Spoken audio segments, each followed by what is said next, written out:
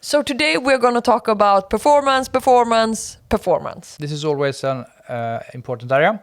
And in B2C, it's usually a lot of talk about Black Week and 5,000 concurrent users trying to get the latest sale, etc.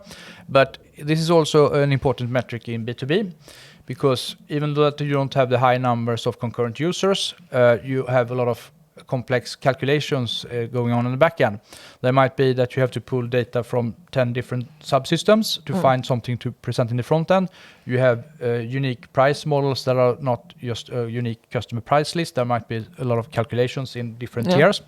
And you need to find stocks from a lot of different sites, etc. So you will not have as many users concurrently, but each user will have a lot of more complex calculations. Yeah. So in B2B, as you said, prices is one of these really important things. I would say sometimes in B2B commerce, a lot of users can go in and not place an order, but they just go in to check their price instead of calling customer service.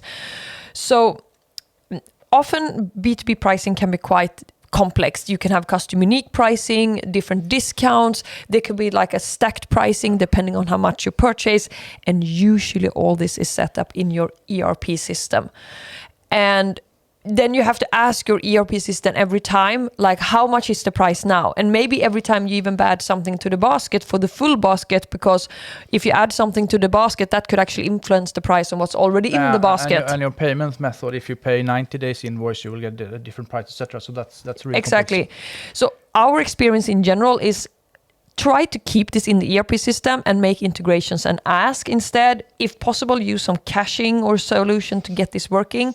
But if possible, try not to split the logic, that you have some logic in your e-commerce system and some in your ERP system to get better performance, because pretty soon you're going to be very unsure what prices you have. So if possible, keep that in your ERP system and work with performance enhancing that integration.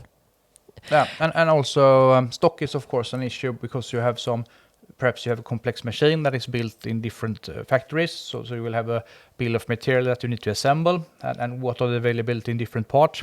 So stock is also, and sometimes you place pre-season orders on something that's not going to be built until next year. So this is typically also an area where you can have a lot of complexity that thereby is creating low performance. So with stock, I would say it's the same. Try to not replicate it. Try to keep it in your source system if possible. Ask each time what's the availability.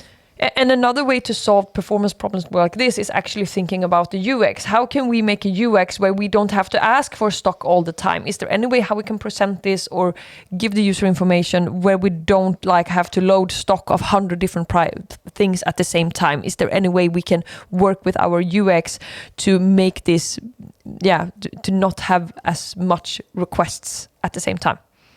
Yeah. So some thoughts.